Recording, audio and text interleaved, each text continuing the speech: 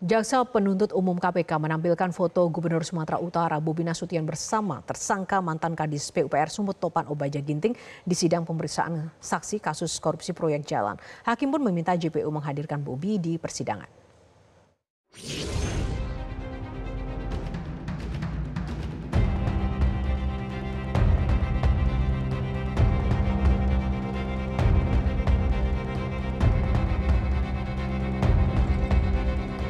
Foto kebersamaan Gubernur Sumatera Utara Bobi Nasution dengan mantan Kadis PUPR Topan Obaja Ginting seharusnya sudah bisa menjadi petunjuk bagi KPK menggali peran Bobi Nasution dalam kasus korupsi infrastruktur jalan senilai 231 miliar rupiah yang berujung operasi tangkap tangan.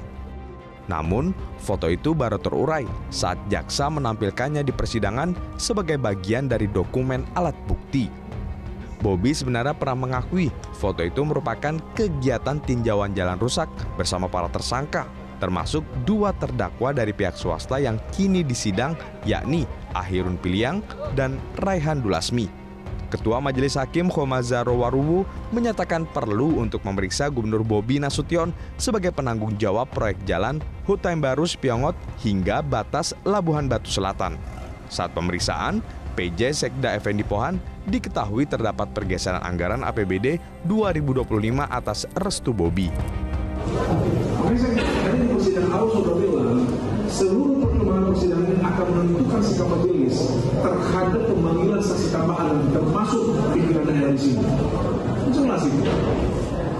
Jadi karena saudara tidak hanya sendiri, semua bukan termasuk saudara kegiatan.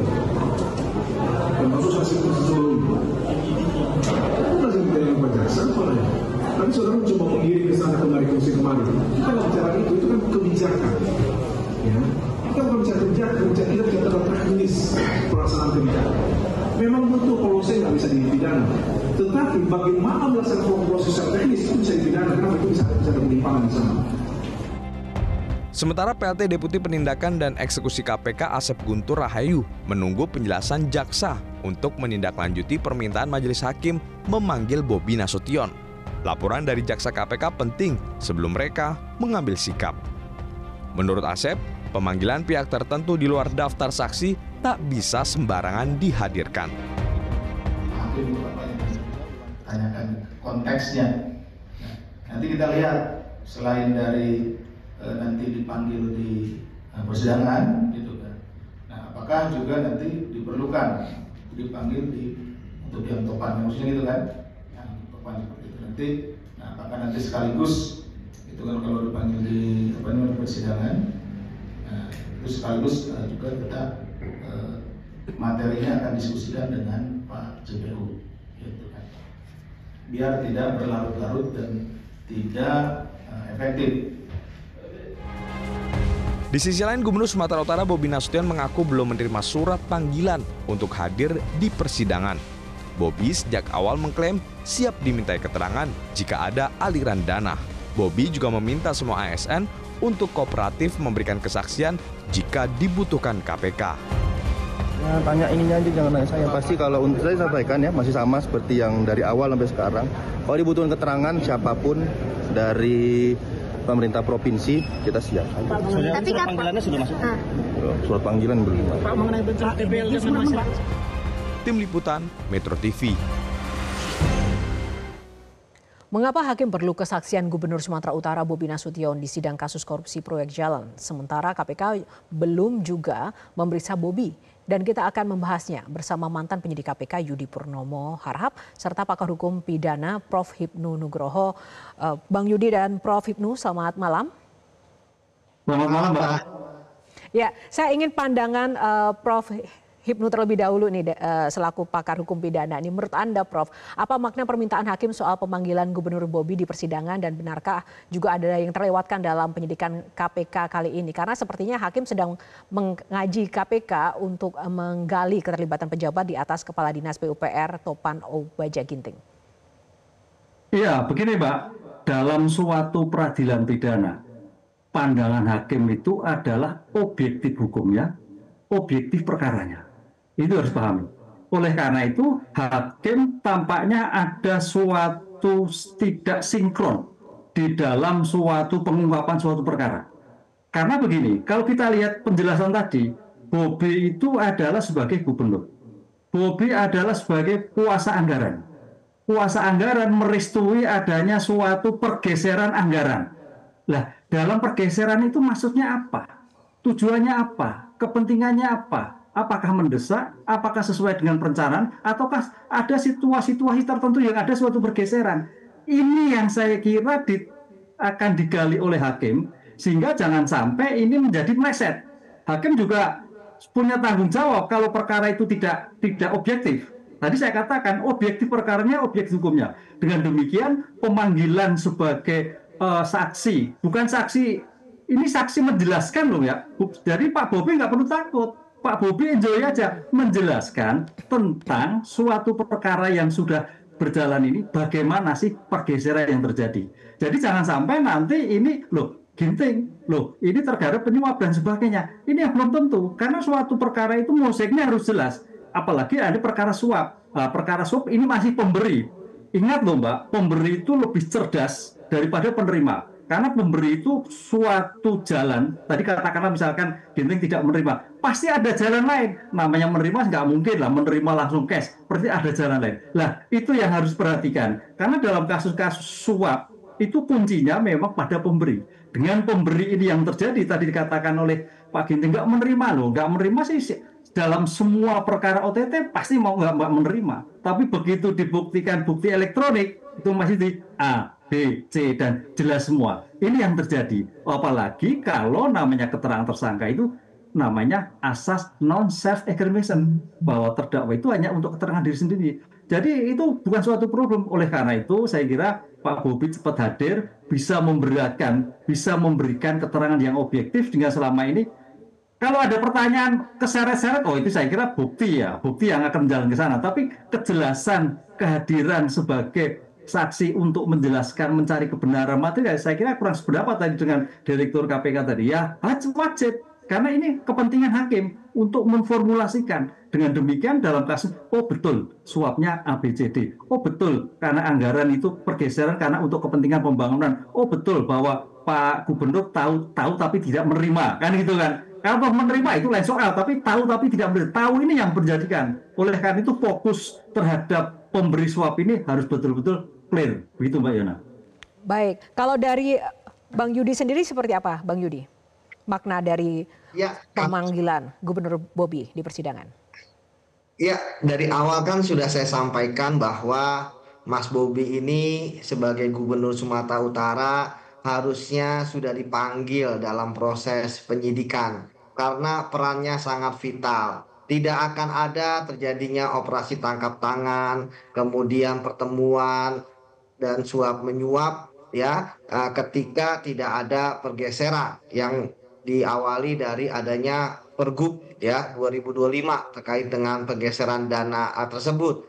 Jadi saya juga tentu menyayangkan karena seharusnya proses penyidikan untuk dua terdakwa ini yang merupakan pemberi suap ya harusnya sudah dihadirkan setidaknya untuk menjelaskan bagaimana pertama proses pergeseran tersebut, kemudian apakah formalnya sudah dilakukan, kemudian formilnya dan sebagainya. Jadi ketika sekarang ya hakim pun meminta, bagi saya memang sudah sangat jelas sekali ya bahwa hakim melihat ya ini merupakan saksi kunci juga gubernur gitu ya. Tetapi oke lah KPK penyidik ketika sudah merampungkan ini tidak memeriksa, jaksanya pun juga tidak memberikan petunjuk untuk memeriksa gubernur dan sekarang hakim. Nah, ketika hakim sudah memerintahkan, KPK mau tidak mau, suka tidak suka ya harus melakukan pemanggilan setidaknya di ruang sidang. Walaupun di ruang sidang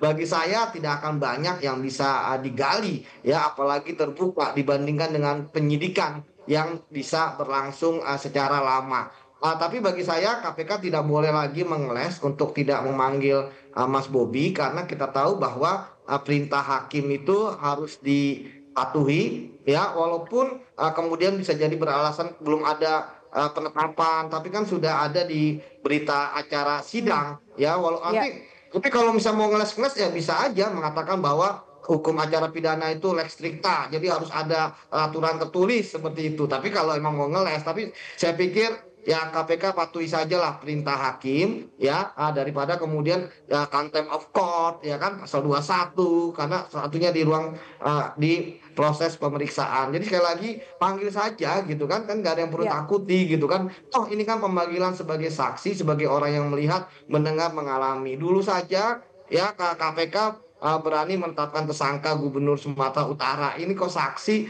sepertinya agak berbelit-belit. Tentu ini, ini akan jadi presiden yang sangat buruk. Seperti itu Mbak Yo.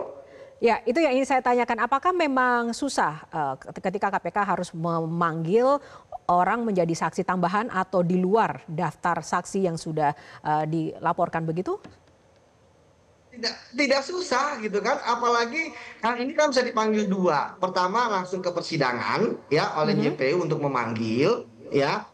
Kemudian yang kedua, ini kan proses penyidikannya Topan kan juga belum selesai ya, masih punya waktu 2 bulan, kan bisa juga dipanggil di proses penyidikan, baru kemudian nanti dibawa ke sidang. Jadi saya pikir teknisnya itu bisa bermacam-macam Mbak ya, karena kan memang jaksa sendiri kan tidak mengajukan Gubernur Sumatera Utara ya untuk menjadi saksi. Nah ini kan aktifnya hakim. Yang kita tahu hakim itu kan memutus berdasarkan keyakinan, berdasarkan minimal 2 alat bukti gitu kan. Nah sekarang mereka melihat ada konstruksi perkara yang kosong ya, tadi orang yang mengeluarkan peraturan gubernur sehingga dananya digeser ya kan, itu kok belum diperiksa ya kan, gitu kan. Apalagi kasus ini kan terkait dengan yang terdakwanya adalah yang memberi suap. Dia tidak akan memberi suap ya kalau tidak ada pergeseran dana ya, yang dia yakini ya adanya kekuatan-kekuatan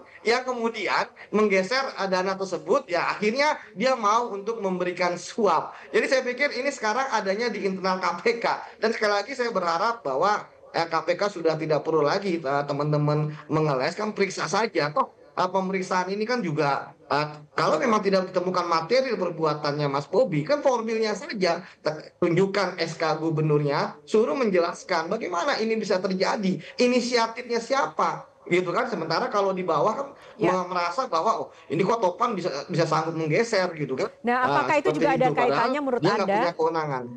Ya, dengan stigma atau Topan Ginting yang dikenal sebagai anak Mas Bobi, yang bahkan sejak tadi Anda sampaikan sejak jadi wali kota Medan, dalam kasus OTT ini Topan juga tak kunjung, terkait dengan kasus Topan ini juga tidak kunjung begitu Bobi diperiksa dalam penyidikan yang kini sudah naik persidangan dengan terdakwa 2 pihak swasta. Ini menurut Anda apakah ini juga yang menyebabkan ini menjadi lambat begitu? Saya ini akhirnya ada yang namanya loop ya, lompatan dalam konstruksi perkaranya ya, bahwa kok tiba-tiba mau menyerahkan uang ya kan, kok tiba-tiba ada anggaran yang bergeser. Prosesnya itu bagaimana? Kita tahu dalam mengkonstruksikan perkara kan ada 2 hal, ada analisis yuridis ya terkait dengan unsur-unsurnya, yang kedua adalah analisis fakta. Jadi saya pikir masih ada fakta yang bolong ya terkait dengan adanya keluarnya peraturan gubernur gitu kan. Jadi saya pikir tidak ada yang perlu ditakuti lah untuk misalnya memanggil Mas Bobi gitu kan, atau kemudian Mas Bobi datang gitu kan. Ya ketika tadi dikatakan bahwa Mas Bobi siap datang, surat belum ada gitu kan, ya memang suratnya nggak ada, jadi gimana mau datang gitu kan.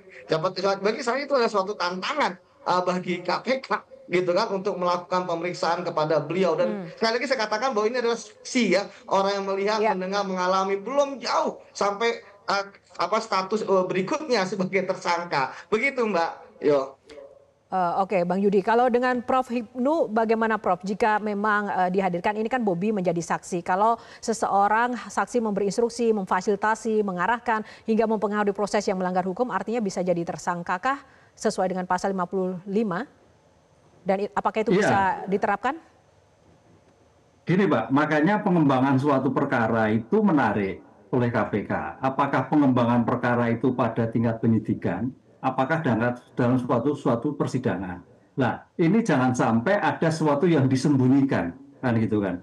Tadi sampaikan, ini perintah, inisiatifnya dari siapa? Inisiatif, karena ini apa ya, sebagai aktor dalam arti pemegang kuasa. Kita dalam suatu sistem, Mbak, pemegang kuasa itu adalah kuasa anggaran gubernur, kan gitu lah. Gubernur merestui karena apa? Pergeseran. Lah, oleh karena itu dalam seperti ini, memang kayaknya ada suatu ketakutan tersendiri dalam perkara ini. Ada sesuatu yang disembunyikan. Kenapa gubernur tidak menjadikan suatu terperiksa? Nah, yang ingin tanyakan sekarang, mungkin hakim akan melihat, kalau itu suatu objektivitas, mau tidak mau Pak Gubernur harus diperiksa. Karena pengguna anggaran pada dia, pertanggungjawaban pada dia, kerugian pada dia. Oleh karena itu bisa, kalau kayak dikatakan 55, bisa juga pembiaran, Mbak. Sekarang itu pembiaran sudah bagian merupakan tindak pidana. Lah, ini yang saya digali oleh hakim itu, sehingga suatu mozaik perkara itu jelas. Tidak hanya pada PJ, tapi juga pada suatu sistem yang komplit, yang lengkap, di antara aktor, kemudian pemegang anggaran, relasi kuasa, sehingga dalam seperti ini ya tampaknya kalau ini nanti berkembang, bisa berkembang jilid 2, yang terkait dengan suap menyuap pemberi dan yang lain-lain. Ini bisa terjadi, tapi kalau memang tidak terjadi, tidak apa-apa, karena gitu. Tapi paling tidak, dengan hadirnya Pak Gubernur akan memberikan suatu gambar yang jelas. Oh, ternyata ini walaupun direstui, Gubernur tidak menerima. Tanggung jawab pada penerima kuasa, tanggung jawab pada Ginting dan sebagainya. Itu yang terjadi. Tapi paling tidak dengan kehadiran ini akan melihat apakah Gubernur punya andil. Apakah Gubernur ada inisiatif menerima? Apakah Gubernur ada kesempatan untuk pembiaran? Ini yang saya kira suatu perkara yang harus betul-betul objektif. Dan ini kita apresiasi pada hakimnya, Mbak. Sesuatu yang tadinya tidak harus masuk ke sana. Mau tidak mau, Gubernur, Bupati itu semua pegang anggaran. Begitu, Mbak. Ada tidak sih celah untuk mangkir atau menolak panggilan hakim atau memang itu sudah final? Misalnya Gubernur menolak untuk hadir, itu bisakah, Pak? Wah, tidak ada, Mbak. Dalam hal konteks hukum, kewajiban menjadi saksi wajib. Pasal 224 itu jelaskan. Karena kehadiran saksi itu dalam rangka untuk mencari kebenaran material. Apa yang ia lihat, ia dengar. Bahkan putusan Mahkamah Konstitusi, kalau dikatakan dia tidak mendengar, nggak apa-apa. Tapi kan dia memberikan perintah. Tapi kan dia menerima. Tapi dia kan terkait dengan suatu objek. Jadi konsep dalam sistem hukum itu apa yang ia lihat, ia dengar, ia alami, sudah berubah. Apa yang dia dengar dari orang lain, dengan orang lain, misalkan terkaitan dengan kasus ini, bisa memberikan saksi. Nah, disinilah kesaksian wajib hukumnya dalam pemeriksaan suatu perkara untuk mencari kebenaran material. Baik, terima